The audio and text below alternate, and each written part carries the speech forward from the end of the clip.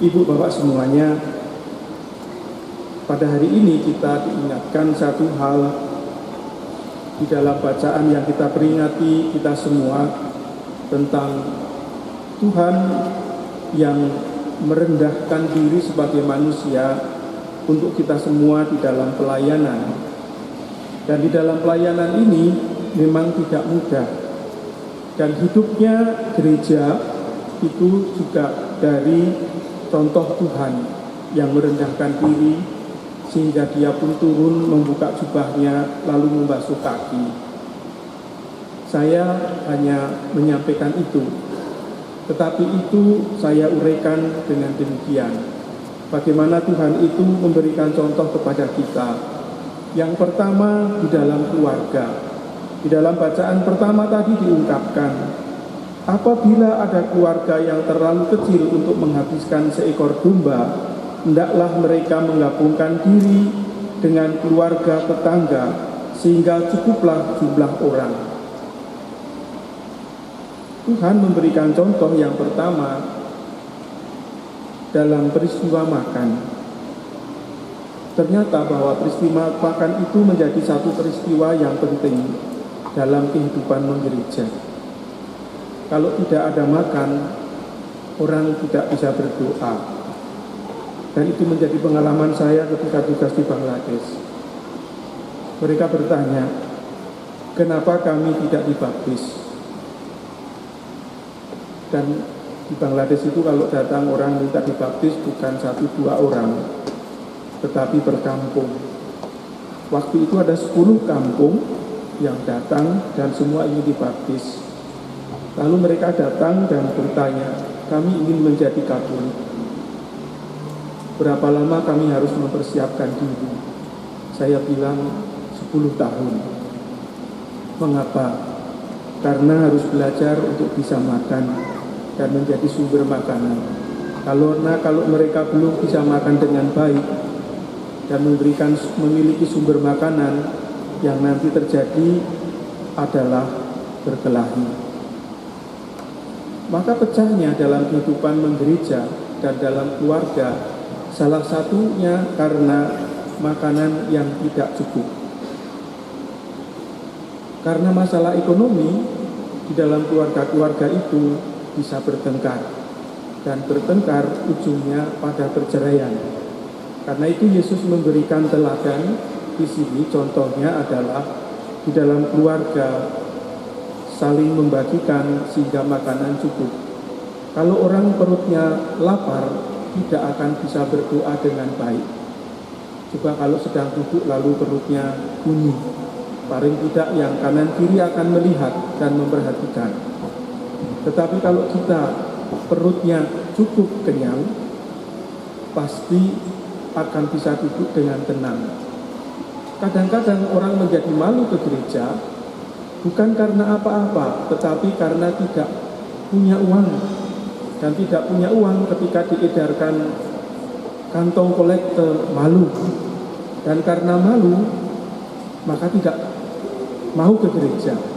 Belum lagi nanti kalau bayar parkir keluar, lalu tidak memiliki uang, lalu menjadi bertengkar.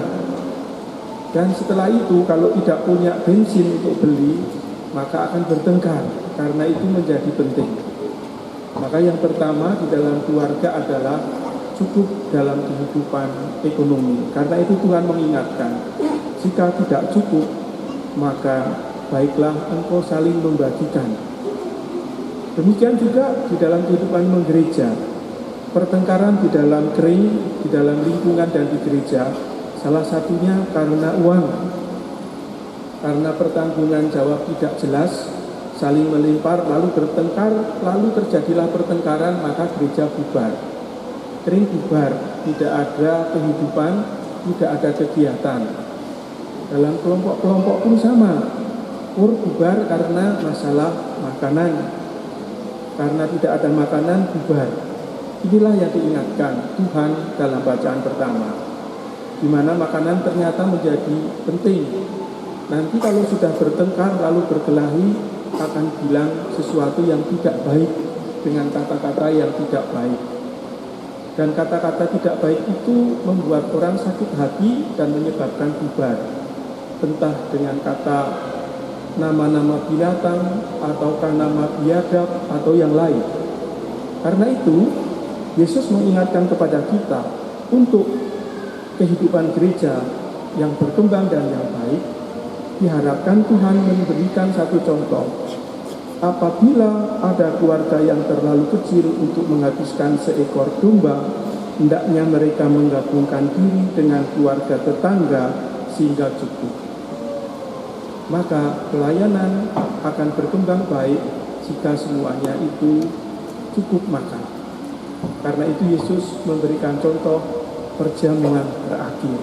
Maka di dalam bacaan yang kedua, Tuhan memberikan satu contoh yang baik dengan mengatakan, inilah tubuhku yang dikorbankan bagimu, dan lakukanlah ini dan kenangkanlah aku. Ajakan Tuhan di dalam membagikan kehidupan dirinya dan memberikan dirinya akan membuat gereja dan kehidupan kita itu baik. Adanya cinta kasih di dalam keluarga membuat keluarga itu hidup. Keluarga sebagai gereja kecil, jika dalam suami istri saling memberikan satu dengan yang lain, maka semuanya jalan baik dan akan ditiru anak-anaknya dengan baik. Demikian juga di dalam biara. Kami para pastor kalau tidak saling membantu, tolong menolong semuanya, maka akan kacau balau. Di rumah suster apalagi. Kalau satu dengan yang lainnya saling merasa saling yang paling tinggi bertengkar, maka bubar biara itu. Karena itu contoh ini berlaku bagi semuanya. Inilah tubuhku yang dikorban bagimu, lakukanlah ini dan kenangkanlah aku. Makanya awal mula kita diajak di dalam peristiwa pelayanan itu mulai dari keluarga. Makanya yang disinggung dalam bacaan pertama adalah keluarga-keluarga. Dan melalui itulah kita bisa menemukan sesuatu yang baik. Dan itu menjadi sesuatu yang turun-menurun. Kenapa? Karena kita diingatkan di dalam bacaan Injil. Dalam bacaan Injil dikatakan setan berhasil membujuk Yudas Iskariot. Bayangkan, dalam peristiwa makan bersama, ketika Yesus bersama, setan itu datang. Apalagi kalau kita tidak pernah bertemu dengan Tuhan. Karena itu kita senantiasa diingatkan setiap kali kita itu mau berdoa dengan memperbaharui dan mengakui bahwa kita itu orang yang berdosa dan mohon ampun agar pantas. Dengan doa saya mengaku. Dengan saya mengaku itu kita selalu mengingat dan diingatkan bahwa kita ini orang yang berdosa. Tuhan mengingatkan kita kepada kita semua.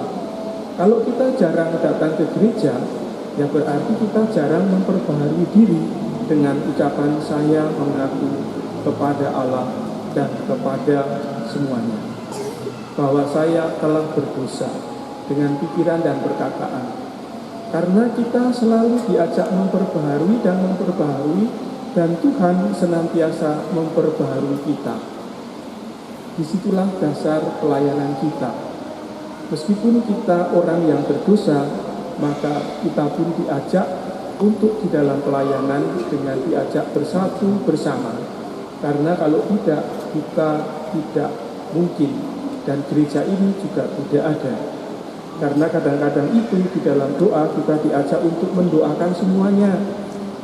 Di dalam keluarga, setiap pribadi, para biarawan dan biarawati, para pengurus gereja, para miskinar, prodiakon. Karena kalau tidak, kita berjanji dalam pembaptisan, apakah kamu menolak setan? Iya, pada saat berjanji. Tetapi kadang-kadang kita menjadi lupa. Itulah Tuhan hadir memperbaharui kepercayaan kita dan mengajak kita di dalam pelayanan yang segar. Bapak Ibu semuanya, itulah yang saya sampaikan pada hari ini. Bagaimana Tuhan memberikan contoh akan kita lihat dalam video yang akan kita tonton, di mana Tuhan membasuh kaki para murid. Mari kita saksikan bersama.